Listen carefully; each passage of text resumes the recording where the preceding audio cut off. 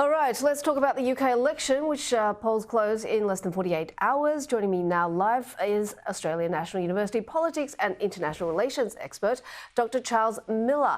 Hi there, Dr. Miller. Thank you so much for your time. So, people aren't really looking at who's going to win the election. That's a foregone conclusion.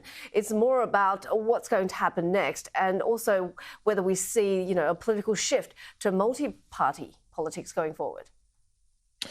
Yeah, I think that's correct. It would be a historical an error of historical proportions on the part of the pollsters and the experts if Labour were not now to win. Labour's margin of victory might be smaller than it's being forecast, but I think it's really quite unlikely now that we're going to see anything other than a Labour majority. In terms of what's going to happen next, so assuming that there is not that this enormous error has not been made and that Labour actually do win, I think there's a number of issues that Labour are going to have to deal with, and I think it's going to be really quite difficult for them. First and foremost, there's the cost of living. So inflation is a major problem across the world. It's one of the main reasons, I think, why incumbents are doing so badly, and Labour are going to have to bear down on this problem, and that's going to be an issue because a lot of Labour's base is going to expect them to engage in a lot of the kind of social spending which they may not be able to do if they're going to try and get a handle on inflation. So that's going to be a big issue. I think that defence is going to be a big issue as well, an underrated one, because we have a situation with the war in Ukraine that now seems to be stabilising, but nonetheless, the West's defences relative to Russia are at a low ebb, and if Donald Trump is re-elected, then there's a big question mark over what the United States will be able to contribute. So that would mean that Britain would have to step up.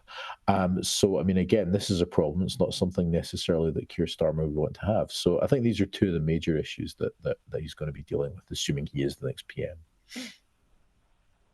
And what about Nigel Farage? What do you make of his return and his performance so far?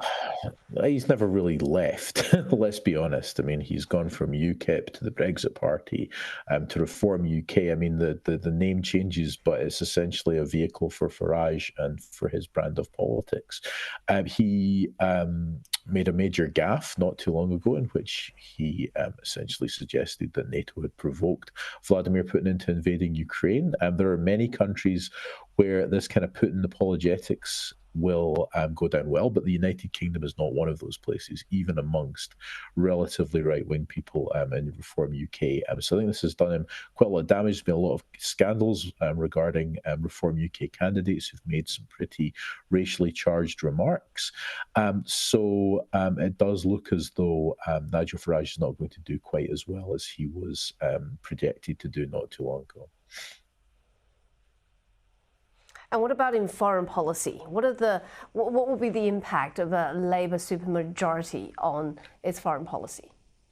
Right. Well, first of all, the term supermajority is not really a term in British politics. There is such a thing as a supermajority in American politics, which is a certain number of senators that you have in order to be able to avoid the filibuster. But the term doesn't really exist in British politics. It's being used as kind of shorthand for a really big majority.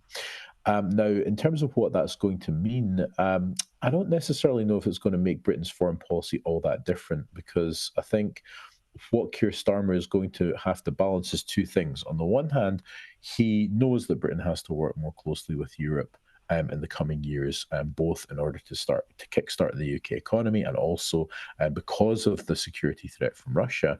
But at the same time, he doesn't want to go too far because he doesn't want to reopen the wound of Brexit. So although most British voters now believe Brexit was a mistake, those who are pro-Brexit have a disproportionate amount of electoral power because of where they're distributed in the UK geographically.